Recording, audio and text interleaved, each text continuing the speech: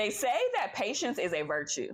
And if you are someone who struggles with having patience, you're going to want to keep watching this video because I'm going to break down 7 strategies to help you cultivate patience in every single area of your life.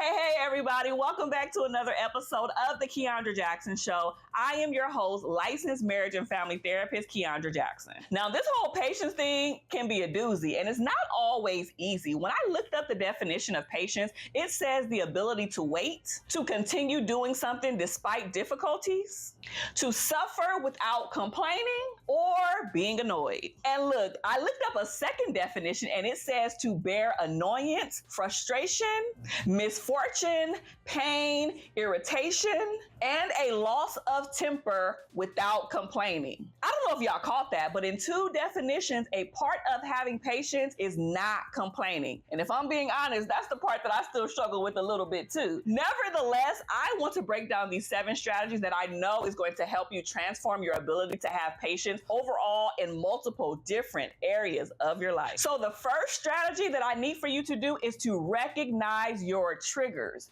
You have to know the behaviors, the places, the location, the people, the things that trigger the heck out of you that make you to be an impatient person in that moment.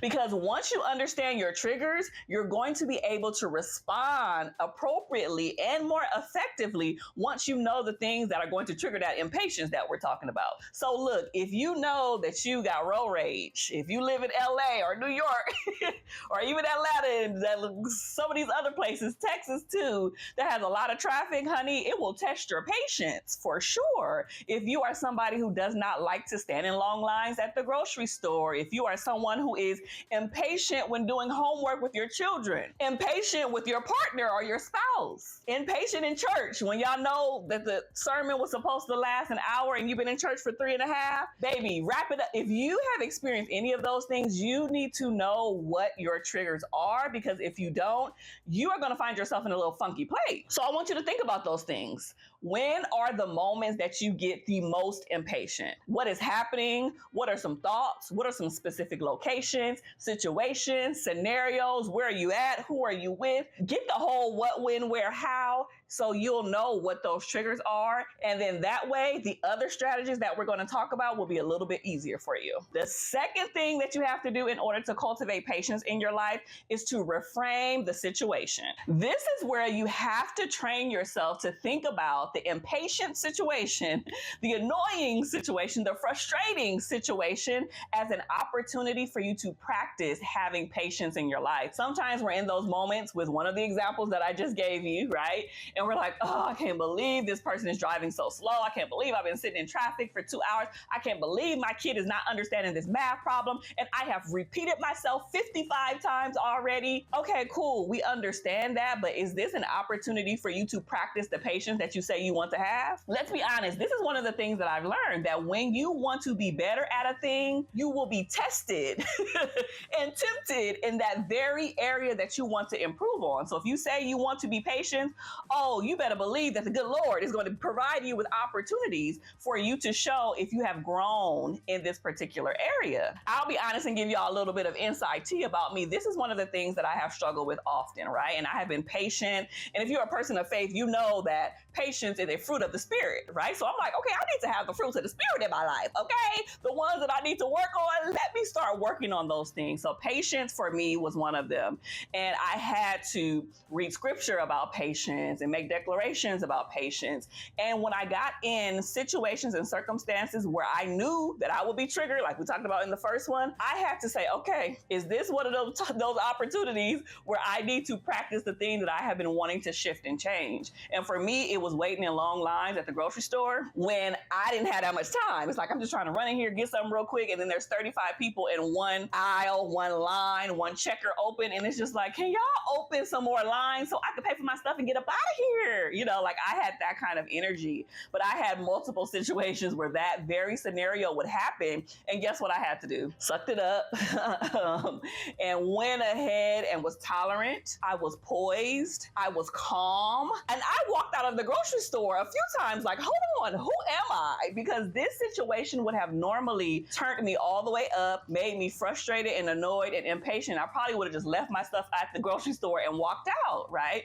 And so I've seen growth in myself when I have been putting myself in those scenarios, or God probably has been, or whatever you believe in, but for me, it is God. Put myself in those situations to see if I have been improving. And your girl passed the test. You know, your girl has been working on her patience. And so the same thing, I want the same thing for you, is for you to look back on these scenarios 3, 6, a week from now, a year from now, and say, wow, I've changed so much for the better. Now, I don't mean to tell you all of my business, but I was hoping stories like that made it real and personal. And you know that I'm not sitting over here on some high horse thinking I am perfect and when it comes to patience, because that isn't the truth. So I want to have some relatability to know that you're not alone in this journey. The third thing that you need to do in order to cultivate patience in your life is to set realistic expectations. Like I mentioned before, we know that things in life are going to take time. If you live in a high traffic city, you know you're going to be sitting in traffic from time to time. If you are dealing with children who have,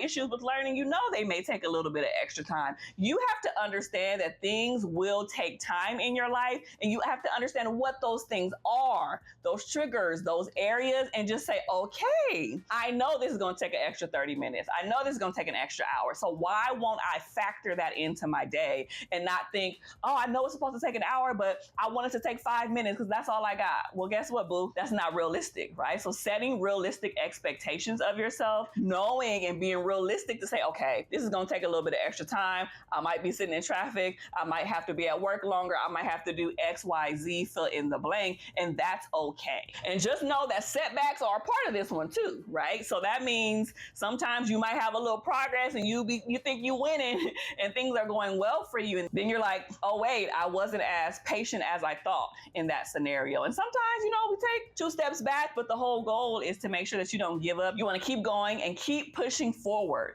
That is the goal, to not give up. The fourth way to cultivate patience in your life is to practice gratitude. And I know this might sound real cheesy, but it is true. Like sometimes we focus on so much of the things that we have to change about ourselves, the areas of improvement, that we're not thankful for the things that we do have. And I'm not just talking about material things. I'm talking about, kindness and compassion and gratitude and things of that nature. Sometimes we have to look at some of the other fruit that are in our lives and say, hey, I might not have patience, but I got joy. I might not have a little bit of joy, but I have love. I might have understanding. I might have compassion. I might have some other areas of my life. And we need to be thankful for the things that we do have. So focusing on what you do have rather than what you don't have can increase all types of patience and contentment. The fifth way to cultivate patience in your life is to implement incremental challenges. And this kind of goes with one of the ones that I talked about before, but this one is when you are exposing yourself to situations and scenarios where it might take a little bit of extra time, and you are intentionally doing that because you want to practice being a more patient person.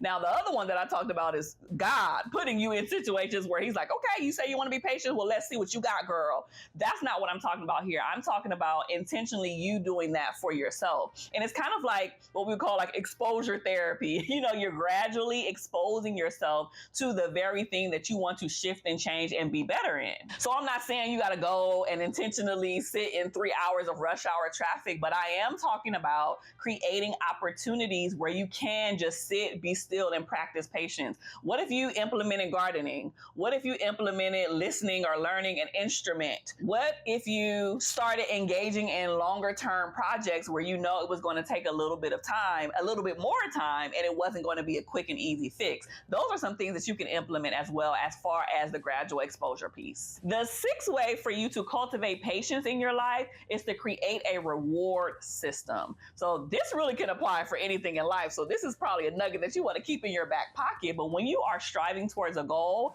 to be better at something, to do better at a thing, it's important to acknowledge your wins along the way. Don't just think you have to wait until you are the most patient person in the world and then you can be like, okay, I've made it, let me celebrate. But what about, just like I mentioned, those moments where you have made progress, those moments when you were at that grocery store and you stood in the line when you normally would have left, those moments when you would have not been happy with your child and you had a little bit more patience when you were doing homework with them, those moments when your partner was getting on your last nerve and you took an extra moment to explain your perspective to them. These are all moments that should be celebrated, because one of the things that patience is going to teach you is delayed gratification. I know we probably don't like that. I think I have another video on delayed gratification. I'll link it up here and put it in the description for you guys to check it out. But our society is very microwave. We want it now. We want it right now. We want it right now, right now, right now. There's some things that you have to wait an extended amount of time for you to receive some type of award at the end. I mean, school, higher education is delayed gratification.